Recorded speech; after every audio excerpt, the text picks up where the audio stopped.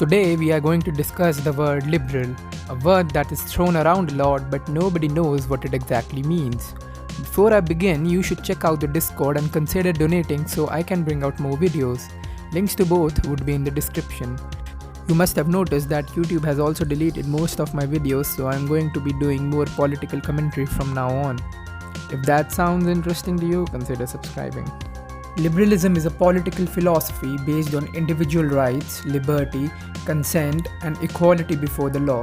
Liberty here means the right to own private property and exchange goods freely on a market. Liberalism became a distinct movement during the Enlightenment, gaining popularity among Western philosophers and economists. Liberalism sought to replace the norms of hereditary privilege, state religion, absolute monarchy, and enforcement of traditional morality with representative democracy and rule of law. In the economic sphere, they sought to end mercantilist policies such as royal monopolies and other barriers to trade, instead promoting free trade. John Locke is often considered the father of liberalism, arguing that each man has a natural right to life, liberty, and property, and governments must not violate these rights. Other theorists include Adam Smith, who expanded on economics in his book The Wealth of Nations. Thus, capitalism is the economic extension of liberalism, if capitalism is defined as a system of voluntary exchange based on private property. The British Glorious Revolution of 1688, American Revolution of 1776, and the French Revolution of 1789 were influenced by liberal philosophy. Liberalism started spreading rapidly after the French Revolution. Today, the dominant form of governments are liberal democracies in the free world. Now, what wing is liberalism, or where does it lie on the political spectrum? It is difficult to put liberalism in any wing. If you consider conservatives to be on the right and socialists to be on the left, then liberals lie somewhere in the center, though I consider this sort of classification unhelpful and useless. There are many strands of liberalism. Today, the most dominant strand of liberalism is social liberalism. Social liberalism considers the common good is harmonious with the freedom of the individual. Thus, they call for an expanded role for the state to pursue social justice through regulated markets and welfare policies. And those who call for a limited government and smaller role for the government in the economy are considered classical liberals. Social liberals can be said to be on the center left, while the classical liberals are on the center right. Modern day economies tend to be mixed, though if they lean towards socialism or capitalism differs widely. Many countries have adopted social liberal policies, and this type of economy is called social democracy.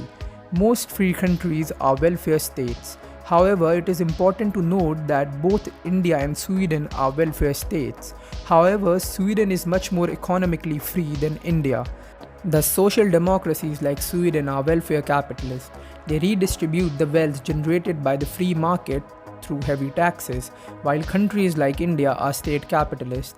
The state heavily intervenes in the market. For example, in India, we have heavy price controls, public ownership, and heavy regulations. There also exists libertarians who follow liberalism to its logical conclusion. They call for separation of economy and the state. Some branches even calls for the complete abolition of the state machinery. Those of you who are politically more active might have come across the term neoliberalism. I think it is enough to say that it is a buzzword, and I can make a video on this topic at a later time. So far, we have discussed that liberals are individualists who are for things such as individual freedoms and free exchange. Then why is the liberal word so contentious today? Why do so many people mean so many different things when they use this word?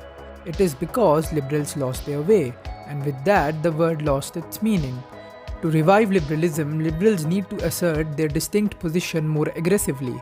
Both the left and the right has played a role in the deterioration of the term. Liberals during the 19th century were on the left, as they were for change, contrary to the traditionalists on the right. Egalitarians and collectivists were also grouped together with liberals on the left. After liberalism started to become more established and movements such as anarchism and socialism started to become more organized, they took the position of being on the far left. Stupid conservatives used to label anyone that differed from them as liberals, and in the 20th century, when liberalism became the predominant structure of governments and got divided into further strands, the word lost its meaning. This is why you find many people who are pro-capitalism and limited government on the right identifying as conservatives, while social liberals ally with the progressive elements that include socialists, communists, etc. With the failure of socialism in the late 20th century, many on the left, while still having the same goals, have co-opted the term to pass their ideas in mainstream political discourse. Thus, we have seen modern leftists differ from liberals. Liberals as individualists must oppose the collectivism of the left. Leftism is opposed to everything liberalism stands for. While liberals favor equality before the law, the left political opportunists oppose measures like UCC so they can keep playing divisive identity politics. So this was all for today's video, and maybe the next video would be on socialism. If you learned anything new from this video, please consider hitting the like button and also join the Discord server.